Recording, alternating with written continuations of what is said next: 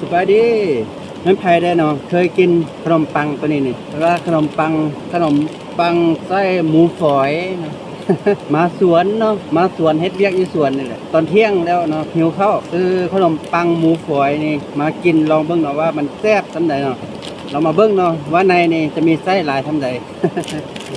ถ้าก็กินครั้งแรกเลยนี่นะเป็นก้อนแบบนี้นะแต่บ่ฮู้ว่ามีหมูฝอยหลายซำใดเนาะท่าไว้นั่นเนาะหมู หมูฝอยบ่มีหมู บ่มีฮอดหมูฝอยอยู่ไสวะโอ้สุดยอดเลยหมูฝอ